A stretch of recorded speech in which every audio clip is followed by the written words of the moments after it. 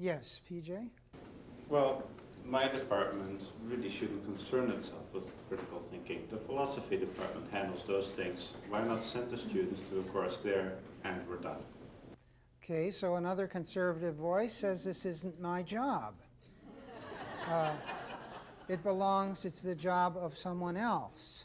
So let's conserve the university structure as it is in this particular case, or let's conserve the way the division of teaching allocation at the high school level or wherever, and it's not my job, it's somebody else's job. Yes? To tie in with those liberal teachers that are teaching these classes, not only is it liberal teachers teaching the classes, but they have the audacity to videotape people like Rush Limbaugh or Newt Gingrich and then analyze them in these critical thinking classes. And could you elaborate further on that? I think that's not quite completed.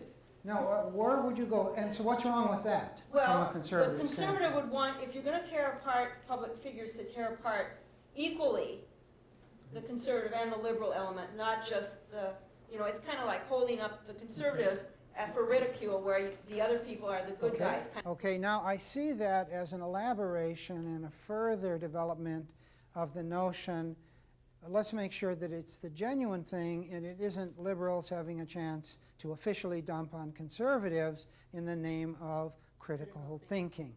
Now let's make sure that we dump equally on the liberals, or probably even more on the liberals, since they're more wrong. Yes? There is a national consensus on crucial and significant values, and critical thinking is a way of undoing or undermining those. Okay, there's a danger to critical thinking. It may unravel commitment to basic values which are essential to the fabric of society. Okay, so now we've approached the question from a conservative point of view. I'd like you now to think about the question from a liberal point of view. How would liberals explain, from the point of view of liberal thinking, why we haven't adopted critical thinking and why we are not presently a nation of critical thinkers? Yes? Most conservatives say just take care of yourself, be competitive, truth is winning and being in control, and they just think that things have been naturally with us for eons and all these new terms are fads and dime store psychology, and that's why we're in the mess we are today.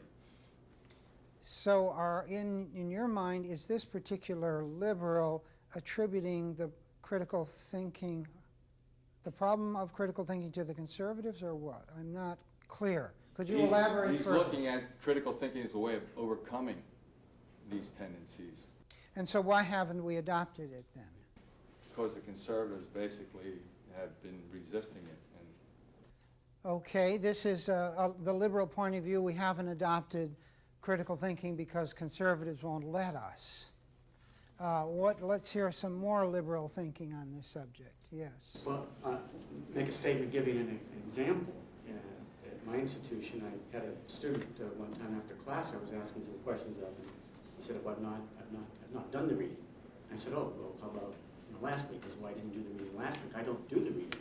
I only read what's true, and that's the revealed Word of God. And this is not the revealed Word of God, so I'm not going to read it. So part of the problem of teaching critical thinking is having students who won't read the material.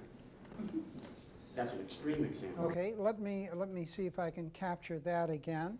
This is the liberal view that students come in a very rigid mindset which rejects critical thinking or any version of critical thinking, and the mindset is so deep that it's really not possible in a course to overturn it. Yeah, some students come in that way. Some students, yes. Come in that way, and it's not only that, but they won't even be exposed to the material or ideas.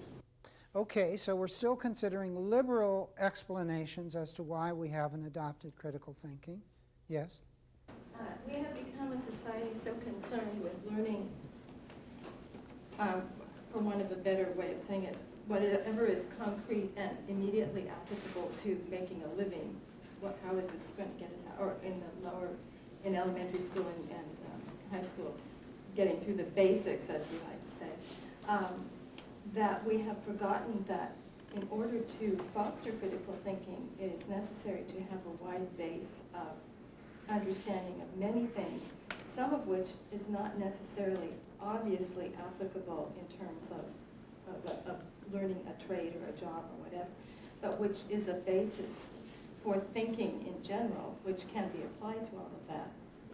And so as a result, in the effort to pare things down to the basics, we have pared things down past the basics. Mhm. So this is essentially the liberal position that, number one, we're too commercial a society. Number two, we've sort of lost touch with the basic values that really inform maybe a liberal education, and that these have been lost because we've gone to the wrong basics. We need to decommercialize ourselves and open ourselves up to some of these bigger and more important ideas that cultivate us. So this is a kind of liberal answer. Now let's step back from liberalism and conservatism. Let me turn the question around another way and say, why haven't you adopted critical thinking in your life? Now, what I mean by that is not to assume that you haven't in any way, but to the extent that you haven't. Why haven't you? And I'm therefore making the assumption that all of us, to some extent, have not embodied critical thinking, even though all of you, I would assume at some level, say it's a good thing. So we're struggling with the logic of the question, why aren't we adopting this good thing? And we're explaining it from various vantage points, and I'll look at it from your point of view. Why haven't you yourself, what is the point of difficulty for you incorporating more critical thinking in your life? Sharon.